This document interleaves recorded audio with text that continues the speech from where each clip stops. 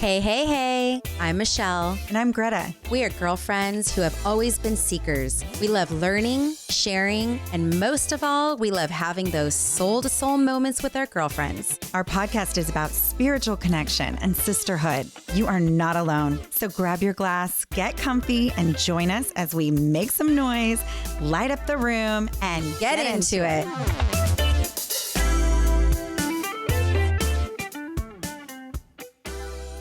Hey, girl. Hey. Hi, this is so fun. We're back in the studio again and looking at our ceremony book because we really didn't come in prepared today.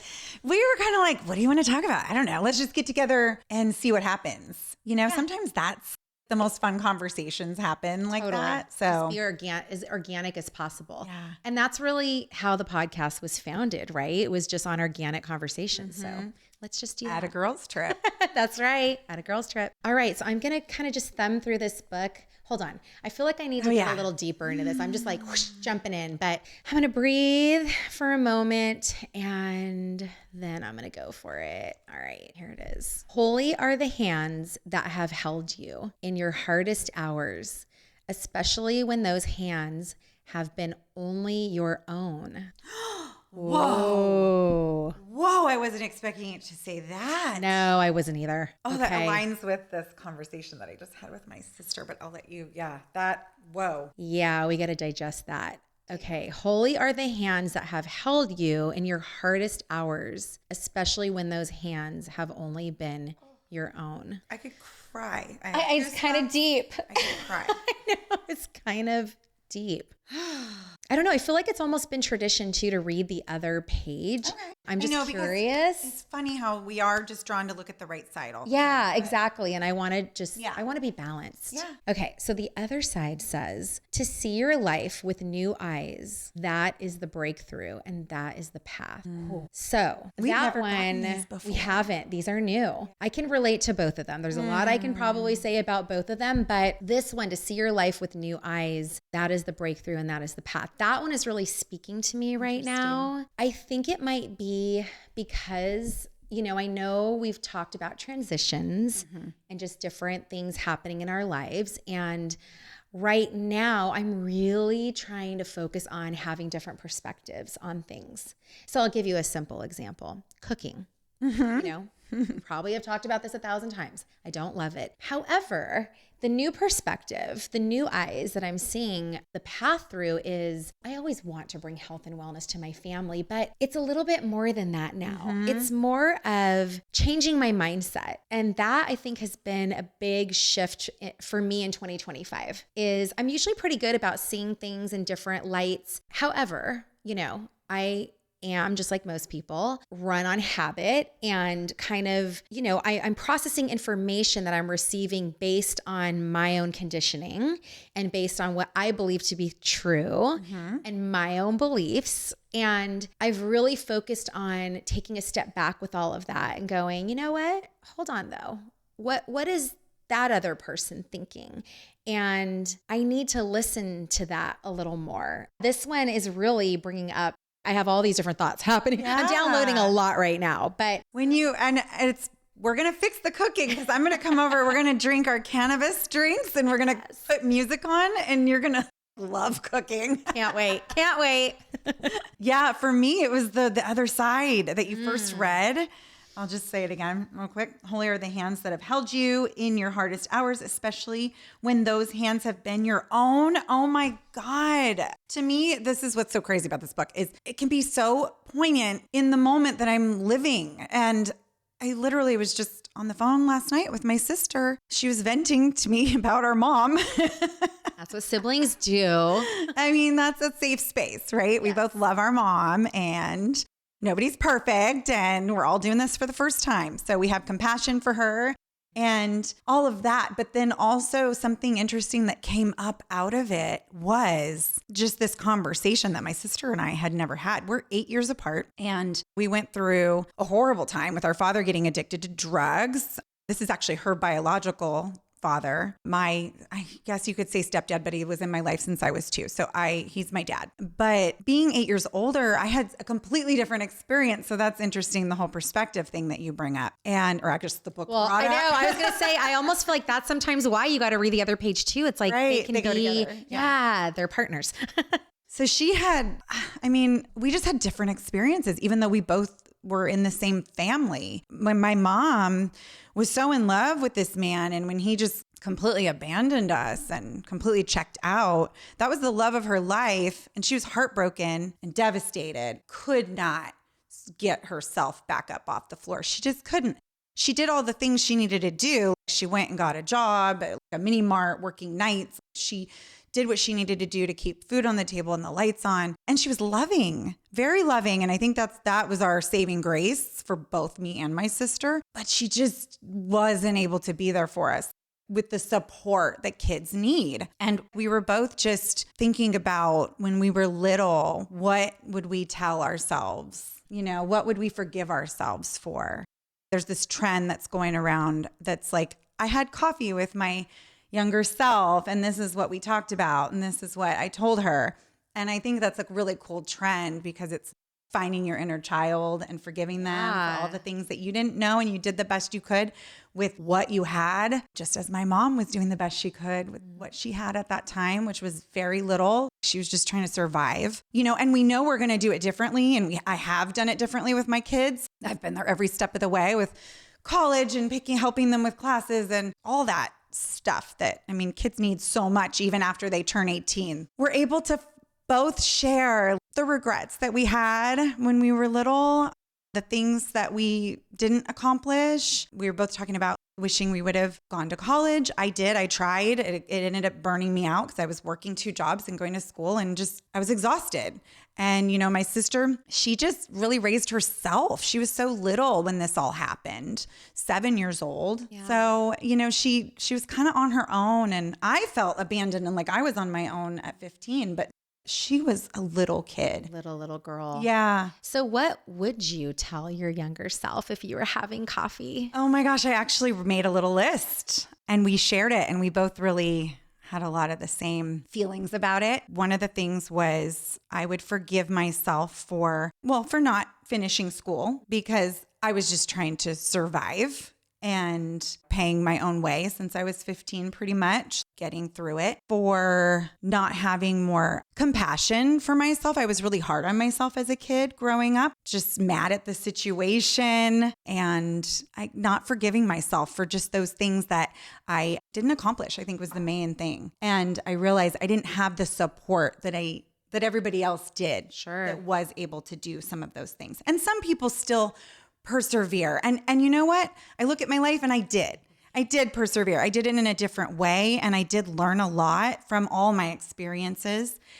You couldn't pay me to go back to 15, 16, 17 for anything. It was some of the hardest years of my life. And even my early 20s were really challenging too. But they made me stronger. So my sister and I both were so grateful that it gave us grit and it gave us a work ethic and an inner strength that we would not have had if we didn't go through those things. You have to develop so much when you're moving through different kinds of adversity in your life, right? And allows parts of us to get tapped into that normally we may not have if we're just kind of skating through.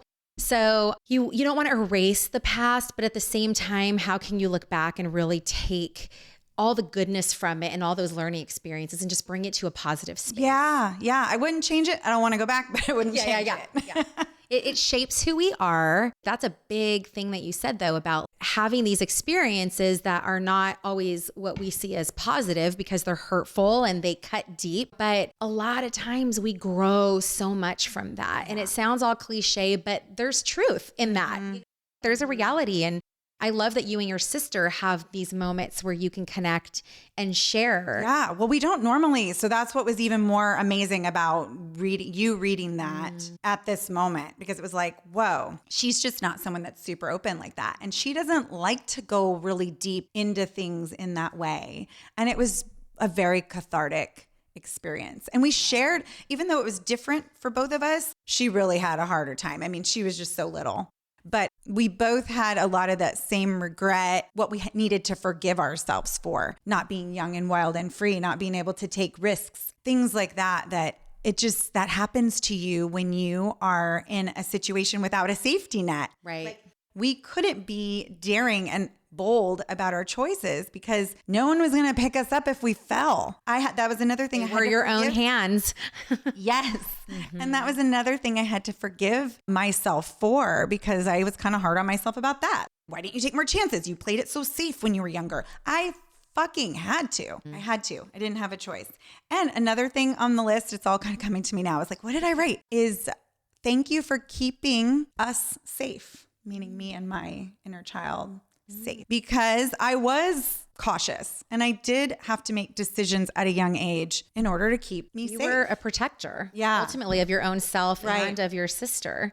Yes. Yeah. So the choices that were made were that was always in the background. It wasn't, what do I want in this moment? There wasn't, I just feel like staying up all night and partying or hanging out with this crowd, or there was just those kind of decisions and, experiment with this drug. It was like, oh, hell no. I've seen where that goes. Yeah. You had true insight. You got to watch, unfortunately, how that plays out. Oh, yeah. And I've talked about this before, but that was a beautiful blessing in disguise. It was a hard lesson / blessing, but I shared that with my kids. We know when we talk about meth, crank, whatever you want to call it, there's all these there's all these different names for it that are sound like they're fun and enticing. Slopes or something, skiing in the slopes. Like I've been hearing that about Coke. I mean, yeah. And I put Coke right in the same category as meth. So meth was the thing that ripped my family into shreds. And so they know what that does. And the thing is, Coke and meth are not the same thing, but you can do Coke and then you can get addicted. And then guess what? You need that longer high, right? A cheaper, longer high. Yeah. Mm-hmm. Yes. Yeah. Ooh, that's a lot, my friend. We thought we were going to have a light, fun, airy episode. Totally. I was like, hey, let's talk about girls' trips. And then we consulted the book. And this is what happens when you read Ceremony by Brianna Wiest. Oh my God. Wouldn't it be amazing if she was to come on our show? That'd be cool. Day? That'd be really cool. We got to manifest that shit. For sure. You're invited. So, just let us know when you have time. Yes. We're here. I think we might be your biggest fans. We're definitely utilizing the book in so many ways. Yeah, I really do think when she wrote this, I do think there was a spiritual aspect to it that was coming through. Oh, I'm sure. I mean, even just the little, I don't know, it's poetry, it's depth of the heart, downloads, whatever. Mm-hmm. It'd be fun to talk to her specifically to find out what inspired you and where did all this come from, What was her process? Yeah, for sure. Yeah. Did she just keep a journal by her bed and these thoughts would come into her mind? Talk into her audio notes on her phone. Like, what did you do? So the one thing that was, I don't know, just the first word in the first little paragraph or statement I read, holy. Mm-hmm. It's interesting what triggers things in you. So the minute I read holy, I almost had this resistance to want to read more because it brought me back to just Catholic days of being in church. Old hymns kind of started playing in my head. That's how my brain works, right? Mm-hmm. And then it was like, holy are the hands. And that took me to a place of Jesus and really digging into religious stuff. Hands. Yeah. Yeah. And my first initial reaction is a little resistance because what comes with that, for me, the attachment I have is sort of these controls. And so I wasn't really sure where this was going to go. Yeah, and me either. Interesting to kind of have to put those thoughts to the side and go, okay, hold on. The holy hands that have held you. And I'm like, oh, okay, whose hands? And then you didn't even know until you went down to the end that it's like your hands. And that does hit deep because when we think about our own selves and what we bring to the world, whether it's the support for ourselves, like what you had to go through, that was definitely your own hands carrying you, or the hands that we bring to help others around us. I felt like so much was packed into this just few sentences. I think about, the service work that I do and other people I know do in the communities, and thinking even beyond about, you just don't really know what somebody's going through in life and how those small moments of people giving, what that does for them.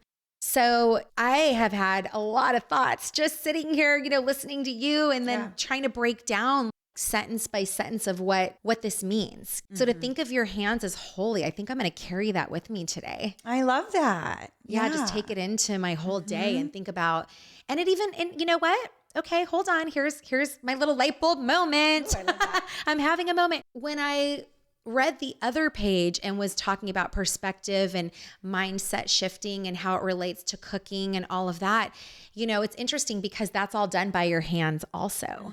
So when you really stop and dissect the meaning of all of these things, there's just so much depth there. Yeah. When you say that, it makes me think we're not limited. We have things that we can do. I mean, we even talked about this in the episode last time. How can you show up in the world? How can you use those helping hands? Whether it's to heal yourself and support yourself, because you can't show up fully for other people unless you've shown up for yourself fully first. For sure. And I think that's what a lot of women struggle with. Yeah. So I think that's a beautiful part of this process, is healing yourself, recognizing that your hands have held you up and like honoring that so that you can not live in, I think so many of us live in this place. We just put ourselves down so much and we don't think about our circumstances and where we've come from and what we've gone through. I mean, the conversation I had with my sister last night was like, look at where you are. I mean, you did it all by yourself. Wow. You're amazing. She's a stay-at-home mom now, but she's a dental assistant. She got her certification to be a dental assistant. And she's like, whatever. Even in the moment, she's like, I can only go so far with that. And I'm like, no, if something were to happen, you could put food on the table for your kids. You have a career and you did that all by yourself. She figured out a way to pay for it. She ended up buying her first home by herself. Wow. She's a fucking badass. And even in the conversation with her, though, she was arguing with me about it because I think so often we will lift our sisters up. We will say, yes, you're amazing. You've accomplished this.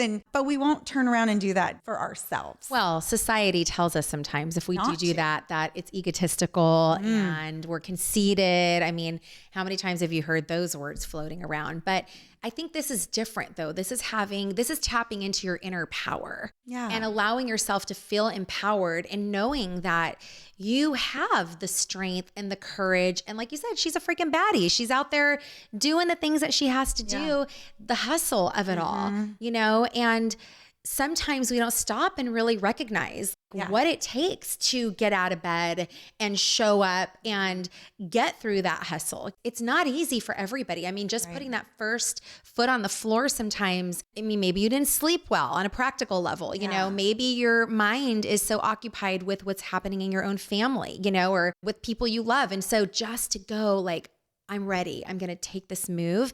So and thank yourself. Take that beat just to be like, oh, you're doing a good job. Yeah. Reminds me of that Alicia Keys song that came to me. I've shared this at a retreat, but I don't think I ever talked about it on the podcast. I was in a low moment. I was being hard on myself about wanting to help make money for the family. I mean, this podcast is not bringing in any money, zero. We're actually negative, but one day we may ask you to subscribe. So it's like, I'm working hard, but you're not seeing it, you're not seeing the money coming in yet. Not yet. But all of a sudden this song came blasting on through the bathroom. And I'd never heard it before. And it was Good Job by Alicia Keys. And it was this part of the song. It was just like, doing a good job, good job. Oh, yes. Doing a good job. You know that one. Oh my gosh. It just brought tears to my eyes.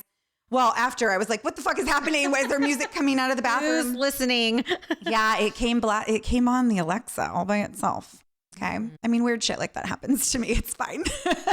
It's not weird. It still freaks me out when it happens, but I'm like, okay, thank you. Yes. Whoever my message. Yes. My angels, my ancestors, I don't like to put labels on it. I'm just like, thank you for the loved ones that I can't see. Yes. That are here for me. I'll receive it. And I took a big fucking deep breath and I was just like, yeah, I am doing a good job.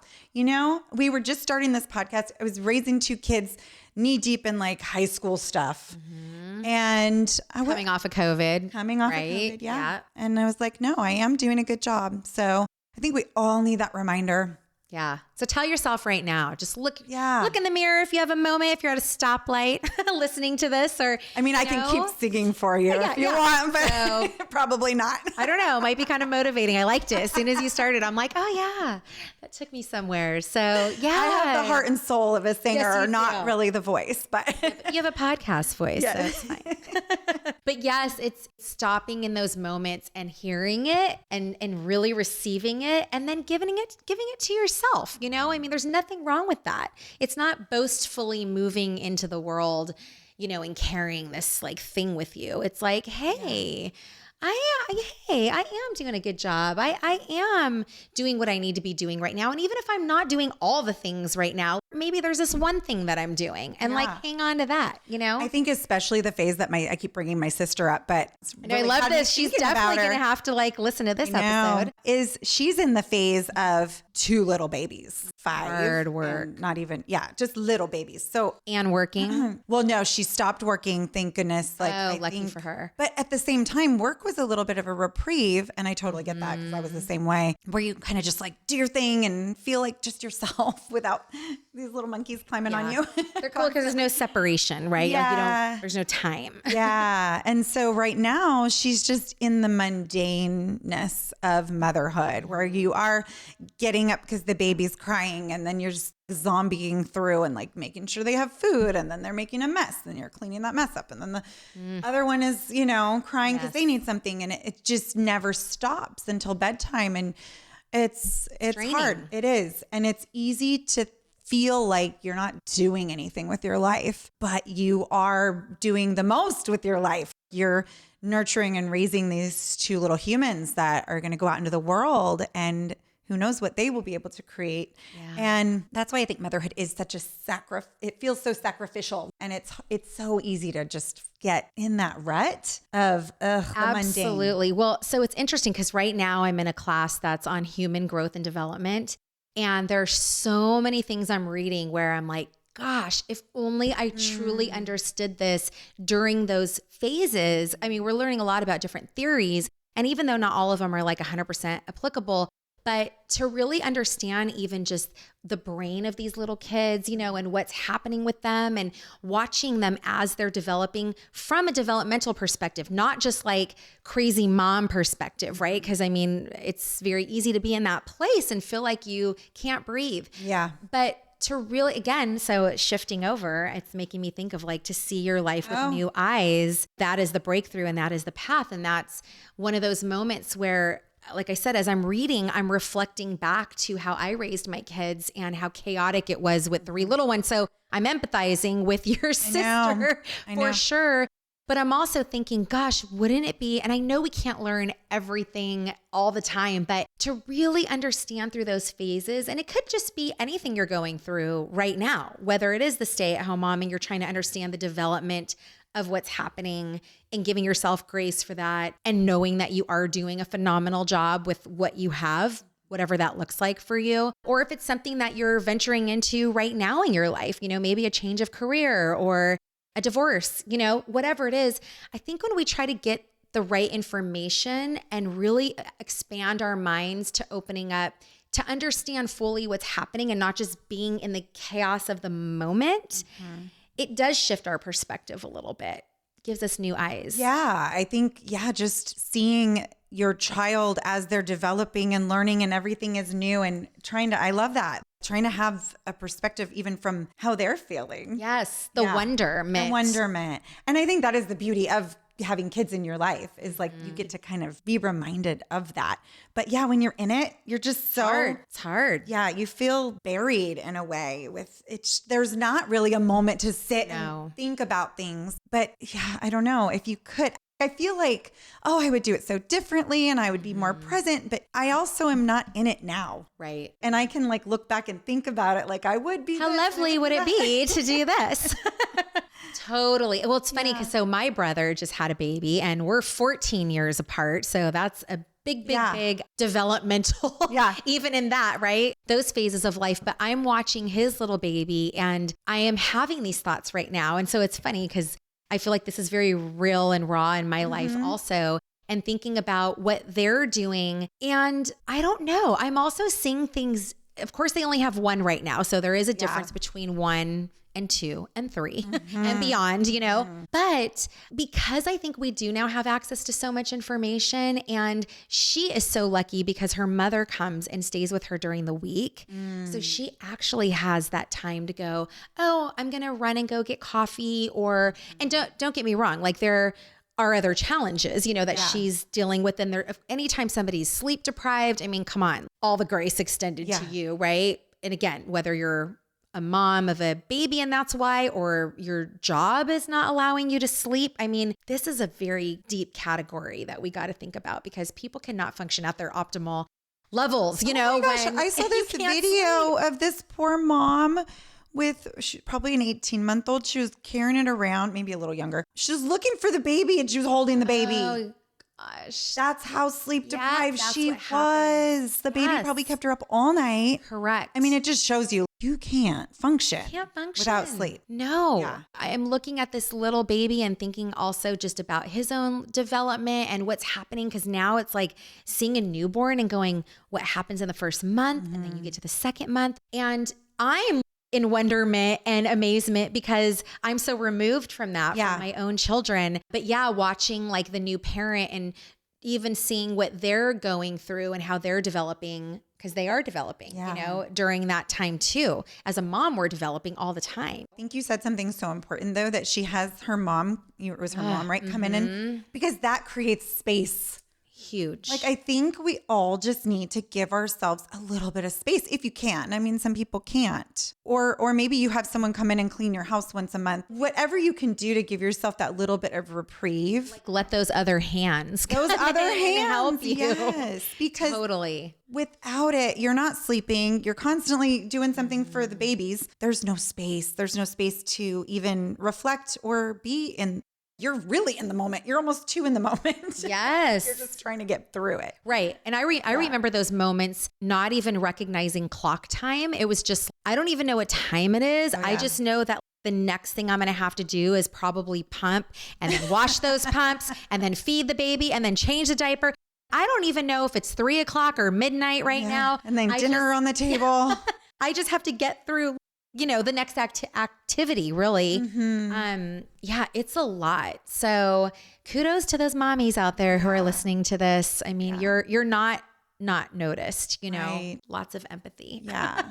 Yeah. For those times in our lives. But I love that idea of the holy hands. And I know I'm watching my sister-in-law and I'm just like, wow, my mom also is there helping, and she's got family that's coming in and receiving the help. And that, that was one thing I think that was a perspective shift for me as I was watching her. Here's another little light bulb moment. I think when I was in the thick of things, I wanted to hold on to doing all the things and wasn't actually releasing to the help. I mean, sometimes I can relate to that. Because I'm like, wait, you're not changing the diaper the way that I feel is best for them to have the diaper changed, or you're not feeding her like this. She's going to start screaming because she's got acid reflux. And I was in my head with those things. I'm sure a lot of new moms feel that way. I mean, think about it. This is the most precious thing that you've ever been given in your whole life. Yes. So you're going to be a little territorial. Yes. It's like how things are happening with your baby. Right. Yeah. This precious treasure, Right. One little wrong move. I don't know. But that's again, us in our headspace and needing to trust the process, and I think it's hard sometimes to go there. Yeah. And I think it's hard for a lot of women just to allow for the help in general with so many things. Well, I know women who, like you'd mentioned about the house cleaner. And I remember at some point when I did start to open up to that, it was life-changing for sure. But there's women too who are like, I don't want somebody cleaning my house or in my drawers, or I don't know, whatever their perception of what a house cleaner does, because you can also choose what you want them to do, whether it's come in and just do your dishes or just clean your baseboards and the stuff you can't get to, right? So also understanding that part too, that it's okay to receive the help, open up to the help. You can customize the help. Oh, I totally would have taken the help. Oh, that was what I remember most about being a young mother, was constantly cleaning. And I'm not that I like things to stay clean. I like a clean space. It really affects my mood, but I don't want to be doing it all day long. Hell no. Oh, and that's what I felt like the early stages were, because you were constantly cleaning like spit up rags and all of it. Like it was just nonstop. And you didn't really, always had a baby in your arm. Well, I guess you didn't have to, but I did. I held them a lot and I don't regret that. But, just to like clean up the kitchen was a lot harder. And I would have loved to have had someone come in and clean my house. That would have I think it would have helped me to feel like I could just enjoy the baby. Yes. Yeah. Be in that moment with them. Oh my gosh. So I'm definitely getting housekeepers for my kids. Hell yes. Oh my God. And as you're talking, it's so funny because I'm having visuals of myself by baby number 3. This is a little bit of what it looked like in my house. Kids are running around doing whatever. I literally had one of those handless, double talking about hands, but a handless double pump. Yeah. So I'd have the baby on my back, swaddled up in the back. I got the pumps going on and I'm sweeping the house. And oh my God. Multitasking at its finest. Yeah. But you kind of just figured things out by then. And it's just funny. Like I remember those moments thinking like, please don't let anyone ring my doorbell right now. I can't handle that. That's going to take it way over the edge. But for sure. It was like whatever you have to do to get through that day. You know? Wow. Do you? Oh my God. I know. Like I think I want to go back, but then you remind me with not really. Not really. I do. Really. Do you remember like all the things you had to pack too before you left the house? Gosh. Yeah. That was so overwhelming. The pack and play and the giant diaper bag and all the things. Yeah. Like a camel. I mean, we were just like, or whatever, a mule, like everything was packed up for sure. And then everyone, you always had your favorite thing. Like I had my Bob stroller, which I can fit all 3 kids in. So that thing went with me everywhere. That was like I am not going anywhere without the stroller. I could tie people down. Yes. Roam wherever I need to go. Yes. Oh my gosh. So much reflection right now. Wow. Yeah. But I think it is so good to reflect. I hope everyone at home listening just gives themselves a beat. Takes a moment and thinks back about all you've accomplished, all you've done, whether it be for your career, whether it was surviving something traumatic as a child like my sister and I did, or motherhood. Motherhood's traumatic. Yeah. So give your hands a little special attention today. Like maybe put some lotion on, put them in some warm water and take a moment to just embrace and honor how you've held yourself. Yeah. Honor where you've been. We need to stop and do that for sure. I guess that's really the message we have today. Yeah. I mean, it's funny because with that conversation that I had last night and then like this book and it must have that was a message that wanted to come through. For sure. And maybe it's a message that all of you are needing to hear right now. And we were going to talk about our girls trip, which we are excited about. That took some planning. It's so funny whenever you try to plan a trip with a bunch of girls, like especially a bunch of girls. We're all very like opinionated and strong-willed and stuff and like and busy. And so like just narrowing down a freaking date and a location took forever.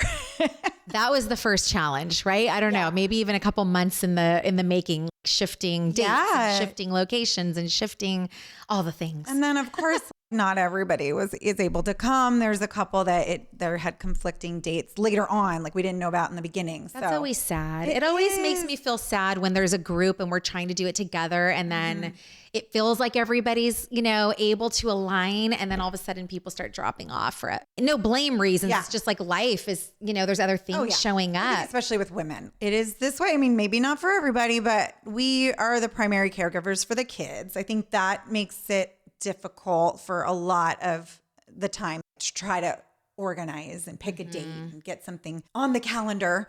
And there's things we don't want to miss, right? Like that we find out that are happening with their kids and it's like, I really want to be there for that thing. So I'm sorry, ladies. Can we do it another time? Yeah. And we are at that tail end of things. Once high school ends, it's going to look different. You're not going to be as involved with every extracurricular activity that your kid's involved in when they're in college. Right. It's just going to be different. So I get it.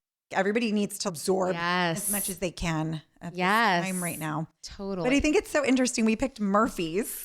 That's where we're going. By the time this airs, we'll probably already have been there and back. Yeah, so we'll come back to talk about it. Yeah. I thought it just dawned on me today that Murphy's, I think it was 7 or 8 years ago, that's where I went with all of another group of girlfriends that I had. And I was realizing that we were all going through major things, and we were still like, we were really in the thick of motherhood at that time. And I mean, some of the challenges were heavy duty, and we hadn't talked about a lot of these things because you just try to keep things light and fun. But you know, one morning over coffee, we really got into it, and everybody was sharing, and it made me for the first time realize like this is something that is needed. We need to have a space where women can talk about these struggles and not feel alone. And so it was sort of like that's where the idea of this podcast was born. Yeah. And then again on another girls trip, it's where it came to fruition. So I think that's so interesting that we're going back girls to trips Murphy. And girls trips are inspiring. And I think that it gets us out of our day-to-day duties, you know, and we can just let our hair down. Speaking of, it was so funny. I remember one of the girls trips we were on together, and you and I had actually shared a room, which we're good bedmates. Yeah. We do well. So all of a sudden I'm like, oh, Greta, what are you doing? And you were taking out some of your hair extensions. And then clip-in ones at that time because it was like around COVID time. So I think that's all I could do. Totally. And then I go out into like the family room area, and there's a couple other girls whose hair looks different. And I'm all, oh, hey, what'd you do? Oh yeah, I just took out my extensions. I'm like, oh my God, I had no idea that even this group of friends, so many people had these clip-on extensions, which actually was the first inspiration for me to even jump into it and try it out. Now I love them, and it's been years later. Yeah. But it's on these trips that things happen, or girls let down their hair or take them out. Or take it out. Take it out. And we get to connect and bond in a totally different way. It's so special. It does feel therapeutic. I mean, yeah, there's going to be lots of fun and laughs and definitely dancing. We do that really well. Janine. Janine will lead us in the dancing. But also you get these moments of like, just being able to be open and honest about what you're going through and share and confide. And I think that's what's so beautiful about girlfriend relationships. If you find the right ones, you know, there's definitely been periods of time where I'm like, ooh, doesn't feel safe to share with this may not be that group. But get yourself a good solid group, and then to be able to just talk and share. And I mean, I think what came out of it that first time in Murphy's was, oh my God, I am not the only one going through something heavy. My really good friend that we talk all the time is going through this massive thing, and I had no idea. And it's just so much harder when you are keeping something inside and you think you have to do it all by yourself and you have to figure it out. And how many of us just spin things around in our heads like that and drive ourselves crazy thinking we need to have all the answers? We need community. Yeah, we do. Well, you know, it's funny as we're talking about the girls trip, I'm starting to this is a very reflective episode. But I was thinking of back in the days when I was in like Girl Scouts, you know, brownies, even Bluebirds before that.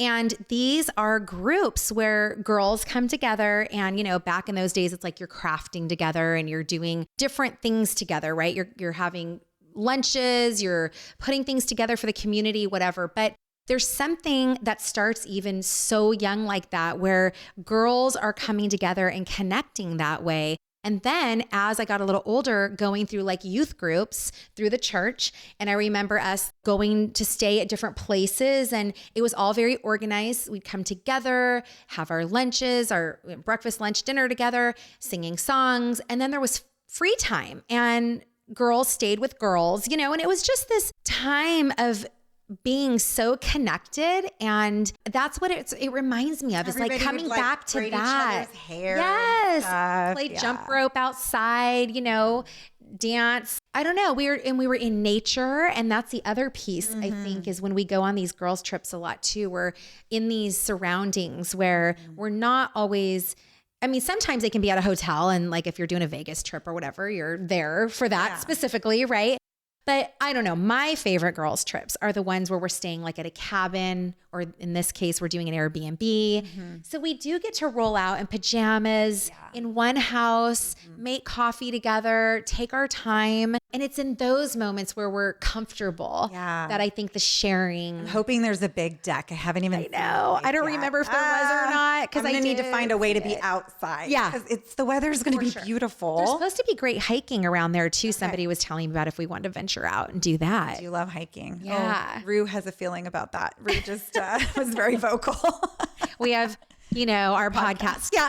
Podcast dog Rue is hanging out with us right now. So anyway, we'll report back because I do think it'd be kind of fun just to talk about some of the elements that make a girl's trip really fun. I mean, we won't disclose. It's definitely secret keeping. Yeah. And that's part of the sisterhood, like you take the little pinky swears and what happens in the cabin stays in the cabin kind of thing. But just in terms of things that we did, because I do think structuring a girl's trip, it could just be where everybody's chilling at a cabin and there's not a lot of activity, but sometimes it's like, no, we're going to go to a winery or we're going to go take this hike or we ate at this restaurant. It was really fun. Went to a antique shop, whatever. So I feel like there's definitely going to be lots of that. Yeah. Little downtown Murphy's is so cute with lots of little wine tasting rooms and boutique-y kind of things. And so shopping and drinking and eating. Yes. My favorite things. Yes. I have never been there. So I'm super excited to share in that experience with my girls. Yeah. The last time I did a girls trip there, the one I was referring to, it was dumping rain the whole time. And so we were seeking shelter the whole time. And so I'm excited to kind of stroll and a little sunshine. Yeah. We've got some really good weather coming up and I'm so ready. And I know it's probably really still deep in winter for some of you listening and I'm sorry. Move to California. Yeah. That'd be my message. This is a sign. No. Yeah. No, I know. We're very fortunate and we don't take it for granted. I mean, I think we're the kind of people too that we try to get out and walk as much as we can when, we have this little break in what's happening in the weather. But I do think girls trips are so important and they're so healing. And I mean, even if you can just get a couple girls together and escape, because the truth is the monotony of the day-to-day, it wears on you and you can just come back from a girls trip and feel so rejuvenated, appreciate your family so much more. Yes. Again, taking that beat, it's another way a really fantastic way to give yourself that moment. And what better way to surround yourself with girls and have them hype you up? I mean, you need to be your hype girl, but girlfriends are the best at that. And it is so great to just be told, you're doing a good job. Yes. Back to the song. And there's something special that happens when you take everybody out of their roles, their day-to-day roles, and put them in an environment where they can chill and breathe fresh air and just connect together, Be silly little girls again, like you were talking about. Totally. That kind of remember that side of ourselves. Yes. Tapping into all that innate, the way that we were designed to just beautiful, kind of feminine. collaborate, connect all those things. So my friend. No, I'm excited. Can't wait to get some time with all of us. Yes. For sure. Fun. Letting loose. You all have a great day and look at your hands, appreciate all that they do and just give yourself a little grace and gratitude. Yeah. Give yourself a big warm hug and just appreciate where you've come from. Thank you for tuning in to today's episode. If you liked what you heard and we're your girls, please share and add a review on iTunes so we can continue to grow our circle. You can also find us on Instagram and TikTok at That's My Girl Podcast.